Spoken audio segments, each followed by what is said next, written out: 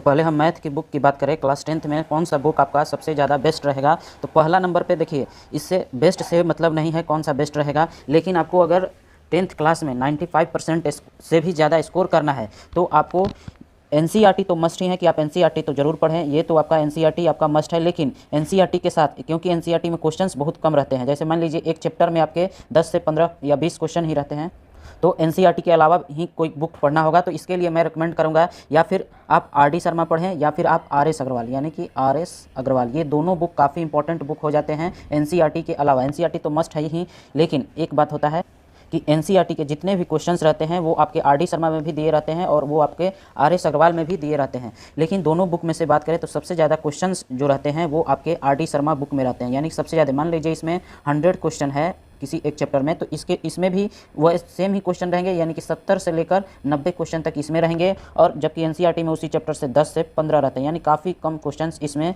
NCERT में, काफ़ी 10 से 15 नहीं कह सकते हैं, 40 क्वेश्चन तक कह सकते हैं कि 40 क्वेश्चन तक एनसीईआरटी मिलेंगे, तो काफ़ी कम रहते हैं। इसलिए एनसीईआरटी बहुत ज़्यादा हमारे फ्लुएंसी को नहीं बढ़ा सकता है। इसलिए मैं रेकमेंड करूंगा या तो आप आरडी शर्मा खरीद लें या फिर आरएस अग्रवाल पढ़ें। इन्हीं दोनों में से कोई एक बुक आप पढ़ें। हो सकता है आपको कोई और बुक भी अच्छा लगता हो जो दूसरे पब्लिकेशंस के हो, तो आप वो भी पढ़ सकते हैं।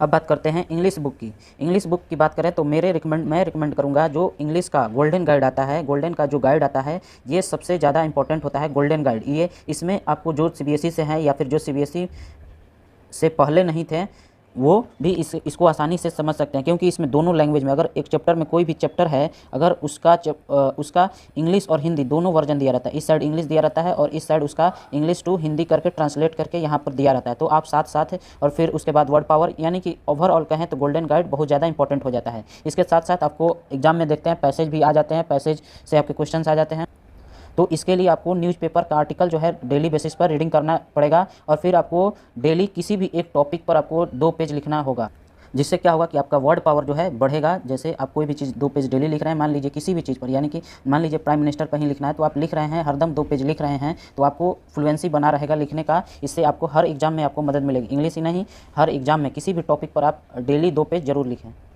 फिर बात करते हैं साइंस बुक की, यानी कि साइंस बुक की बात करें तो साइंस बुक में सबसे जो बेस्ट होता है वो होता है फिजिक्स के लिए एस चंद, केमिस्ट्री के लिए भी एस चंद और बायोलॉजी के लिए भी एस चंद। अब मैं बताता हूँ एस चंद मैं क्यों कह रहा हूँ, क्योंकि एस चंद में जो रहता है, यहाँ पर मान लीजिए कि कोई एक टॉपिक इस पेज में पढ़ाई हो गया, मान लीजिए 1 पेज या फिर 2 पेज में कोई टॉपिक पढ़ाई हो गया, तो इसमें 2 पेज में आपके मैक्सिमम कितने टॉपिक पढ़े जा सकते हैं। तो इस चंद में जो 2 पेज में मान लीजिए कि 4 टॉपिक पढ़ाए गए हैं 2 पेज में, तो इन चारों टॉपिक से यहाँ पर आपको अगले पेज में 30 से 40 क्वेश्चन देखने को मिल जाएगा। यानी कि 4 टॉपिक 5 टॉपिक आप पढ़ लेते हैं तो आपको 30 से 40 क्वेश्चन देखने को मिल जाएंगे, जिससे कि आपका 5 टॉपिक 4 टॉपिक ही पढ़ने के बाद आपको उससे रिलेटेड क्वेश्चन सॉल्व कर सकते हैं, न्यूमेरिकल सॉल्व कर सकते हैं, या फिर उसको याद भी कर सकते हैं। कैसे एग्जाम में आते हैं क्वेश्चन आपको 4-5 टॉपिक के बाद ही पता चल सकता है। तो ये इसलिए मुझे ये एस चंद अच्छा लगता है। ये जो हर टॉपिक के बाद एक बुक होता है कि पूरा बुक पढ़ लिए, मतलब सारा टॉपिक उस बुक का खत्म हो गया, एक चैप्टर का पूरा टॉपिक खत्म हो गया, उसके बाद क्वेश्चन। लेकिन इसमें क्या है, 4-5 टॉपिक खत्म हुआ या फिर 1-2 टॉपिक खत्म हुआ, उसके बाद